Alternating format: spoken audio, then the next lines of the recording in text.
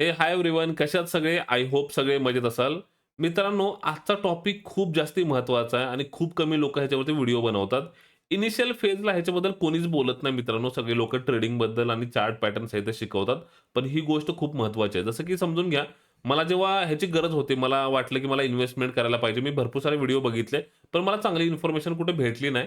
So finally मी आता ह्याच्यामध्ये 2-3 वर्ष झालं करतोय आणि माझं जे नॉलेज आहे, मी तुमच्यासोबत शेअर करतो, जेणेकरून तुमचा फायदा व्हायला पाहिजे.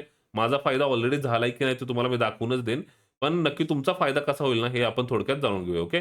सो मित्रांनो, आजचा टॉपिक आहे आपला अनलिस्टेड शेअर्स. अनलिस्टेड शेअर्स कसे बाय करायला पाहिजेत? अनलिस्टेड शेअर्स काय असतात? बाय करायला पाहिजेत का? आय-पी-ओ लागायचे चान्सेस किती असतात? आणि सगळंच काय. ओके. सो सुरुवातीला क्वेशन आपला हा आहे मित्रांनो, की अनलिस्टेड शेअर्स म्हणजे काय असतात? अनलिस्टेड शेअर्स म्हणजे असे शेअर्स जे अजून स्टॉक एक्सचेंजवरती लिस्टेड नाहीयेत. मग जरी लिस्टेड नसले ना, तरी पण आपण त्याच्यामध्ये इन्व्हेस्टमेंट करू शकतो. बघा, कुठला पण स्टॉक जेव्हा एक्सचेंजवरती लिस्ट होतो ना, जेव्हा पहिल्यांदा येतो त्याला बोलतात आय-पी-ओद्वारे येतो तो, बरोबर की नाही? मग आय-पी-ओ जेव्हा येतो तेव्हा आपल्याला त्याच्यामध्ये इन्व्हेस्टमेंट करायची असते.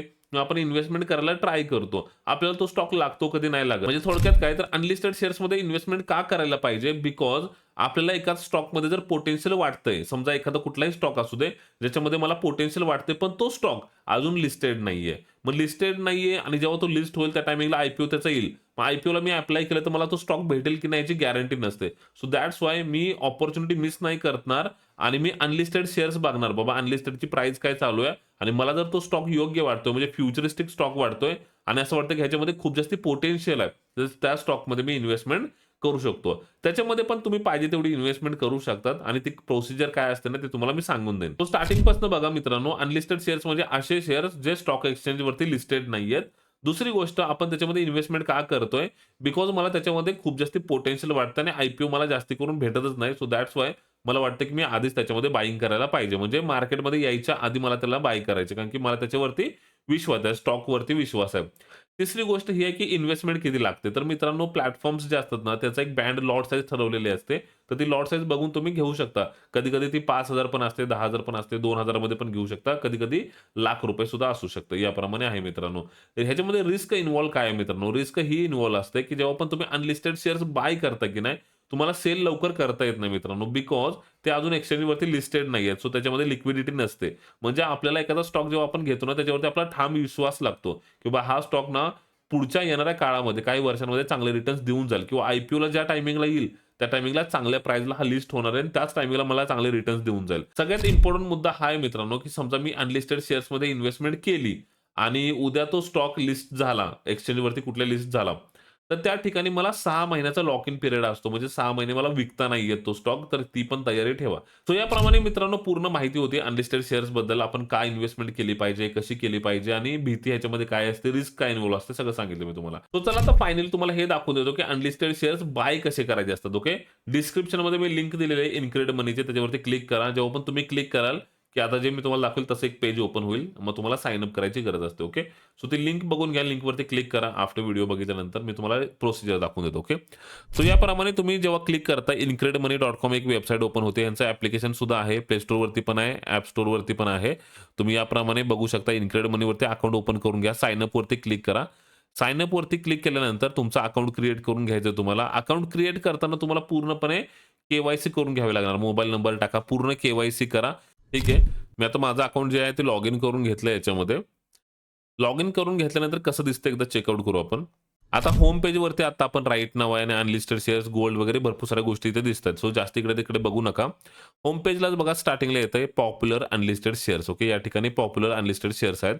पहिला जो आहे तो आहे मेट्रोपॉलिटन स्टॉक एक्सचेंज, जो की मी ऑलरेडी इन्व्हेस्टमेंट केली आणि त्याच्याबद्दल रील बनवली होती आणि तेच बघून तुम्ही इकडे आलात. ओके. तो एम-एस-सी-आय आहे. त्याच्यानंतर आहे एन-एस-ई, जो की नॅशनल स्टॉक एक्सचेंज सगळ्यांनाच माहिती आहे. पण तो अजून सुद्धा लिस्टेड नाहीये. बी-एस-ई लिस्टेड आहे.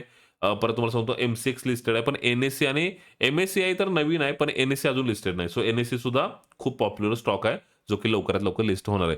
त्याच्यानंतर हे काही स्टॉक्स आपण या ठिकाणी बघतोय, की जे की लिस्ट व्हायचे आणि ते खूप जास्त पॉप्युलर आहेत. मित्रांनो, मी तुम्हाला थोडीशी प्रोसिजर सांगून देतो, ह्याची कशी प्रोसिजर आहे. जेव्हा पण आपण स्टॉकमध्ये इन्व्हेस्टमेंट करतो, त्या टायमिंगला ते आपल्याला डीमॅट अकाउंट आयडी वगैरे विचारतं. म्हणजे डी-पी आयडी तुम्हाला द्यावा लागतो. तर तुम्ही जो पण प्लॅटफॉर्म तुमच्याकडे असेल, जे पण ट्रेडिंग अकाउंट तुम्ही यूज करता. समजा तुम्ही एंजलचा अकाउंट असू दे, धनचा असू दे, झिरोदा असू दे.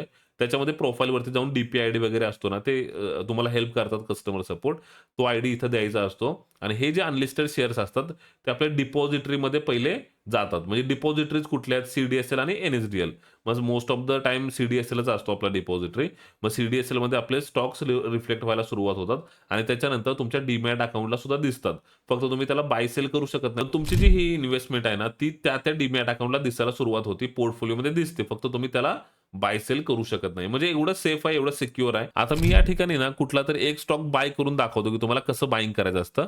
सो समजा एक्झाम्पलसाठी घेऊया, की मला हा स्टॉक जो आहे मेट्रोपॉलिटन स्टॉक एक्सचेंज ह्याची प्राइस चालली आता ₹7 आणि मिनिमम युनिट बघा 250 मिनिमम युनिट लागणार. म्हणजे कमीत कमी तुम्हाला 250 क्वांटिटी बाय करावी लागणार. सो याच्यावरती काय करायचं एरोवरती क्लिक करायचं. मोबाईलवरती थोडंसं डिफरंट आहे. ह्याच्यावरती थोडंसं डिफरंट आहे. मोबाईलवरती थोडं डिफरंट आहे. ठिकाणी एरोवरती क्लिक केलंय तर आपल्याला दिसते ह्याची प्राइस चालू आहे ₹7.10 ओके. आणि ह्याच्यामध्ये बघा इथे तुम्हाला दिसतंय, की तुम्हाला कमीत कमी 250 क्वांटिटी घेतली पाहिजे. Multiple of 250. तर मिनिमम इन्व्हेस्टमेंट अमाउंट तुमचे ₹1775 म्हणजे कमीत कमी तुम्हाला ₹1700-1800 इन्व्हेस्ट करावेच लागणार. ओके. इन्व्हेस्ट नाववरती क्लिक करायचंय आणि पेमेंट करायची दॅट्स इट आणि तुमच्या डिटेल्स ज्या लागतील त्या देऊन टाकायचे. एकदाच तुम्ही डी-पी-आय-डी जेव्हा देता ना, नेक्स्ट टाईम तुम्हाला विचारत नाही. ऑटोमॅटिकली त्याच डीमॅटला ते स्टॉक्स जमा होतात. एवढी सिंपल प्रोसिजर आहे मित्रांनो आणि आता सिंपल मी तुम्हाला माझा पोर्टफोलिओ दाखवून देतो. कशाला इथेच तुम्हाला दिसत असेल बघा. हे बघा. मी इन्व्हेस्ट केले होते ₹98,000 आणि मला आता प्रॉफिट जे चाललंय ते चाललंय ₹1,50,000 आणि माझी पोर्टफोलिओ व्हॅल्यू जी आहे ते आता आहे बघा ₹2,48,000 आणि तुम्हाला मी ऑर्डर दाखवतो मी कधी ऑर्डर प्लेस केलेली हे बघा. 19 डिसेंबरला मी ऑर्डर सेटल झाली आहे माझी. म्हणजे 19 डिसेंबर आणि आज 20 तारीख आहे. बरोबर एका महिन्यामध्ये मला जवळ-जवळ ₹1,50,000 चे प्रॉफिट चालू आहेत मित्रांनो. सिंपल गोष्ट ही आहे, की एवढे चांगले रिटर्न्स कशामुळे भेटले? कारण की मी अनलिस्टेड शेअर्समध्ये बायिंग केलेले आहे. पहिली गोष्ट डोक्यातनं काढून टाका, की बाबा तुम्ही एकतर डोक्यात ठेवा, की हे तुम्हाला विकता नाही येत, पण तुम्ही विकू पण शकता कसं? तर हे इन्क्रीड मनी जे प्लॅटफॉर्म आहेत ना, ते आपले स्टॉक्स जे आहेत ते सेल करून देऊ शकतात. पण त्यांचं थोडंसं कमिशन असतं 1% वगैरे म्हणजे किरकोळ असतंय. 1,50,000ला ₹1,500 वगैरे. पण ते करून देऊ शकतात. पण हे डोक्यात घेऊन चला, की आपल्याला विकायचेच नाहीये शेअर्स. जर घेतले तर आपला लाँग टर्म पर्स्पेक्टिव्ह आहे आणि त्याच हिशोबाने तुम्ही ठेवू शकता त्याला. ओके. सो याप्रमाणे पूर्ण माहिती होती. तर अनलिस्टेड शेअर्सवरती आपण क्लिक केलं, की लाईव्ह जे शेअर्स आहेत ना, ते या ठिकाणी सगळे दिसतात तुम्हाला आणि जे अपकमिंग शेअर्स आहेत, जे येणार आहेत, ते इकडे स्टॉक्स तुम्हाला सगळे दिसतात. सो तुम्हाला ज्याच्यामध्ये इन्व्हेस्टमेंट करायची लाईव्हवरती तुम्हाला जाऊन लाईव्हवरती जे स्टॉक्स अवेलेबल आहेत, त्याच्यामध्ये तुम्ही इन्व्हेस्टमेंट करू शकता. सो हे सगळं खूप जास्त सिंपल आहे मित्रांनो. बघा, ह्याच्याबद्दल व्हिडिओज कोणी बनवायला तयार होत नाही, पण आपण बनवतो कारण की भरपूर लोकांचा फायदा व्हावा म्हणून आणि जरी तुमच्या डोक्यामध्ये काही क्वेशन्स असले, तर तुम्ही कमेंटमध्ये विचारा. मी रिप्लाय करण्याचा डेफिनेटली प्रयत्न करेन. माझा WhatsApp नंबर पण तुम्हाला दिसत असेल, मी दाखवतो इकडे. तुम्ही नोट करून घ्या, सेव्ह करून ठेवा आणि याच असल्याच लर्निंग कंटेंटसाठी आपल्या चॅनलला आता राइट नाऊ सबस्क्राईब करा आणि हा एवढा इम्पोर्टंट व्हिडिओ आहे ना मित्रांनो, तर हा व्हिडिओ ना तुमच्या सगळ्या मित्रांना आणि फॅमिली मेंबर्सना सगळ्यांना शेअर करा. ग्रुपमध्ये पण शेअर करा. जेणेकरून मोस्ट ऑफ द पब्लिक ह्याचा फायदा घेऊ शकतो. ओके. सो चला आता अशाच लर्निंग कंटेंटमध्ये नेक्स्ट व्हिडिओमध्ये भेटूया. चला बाय बाय.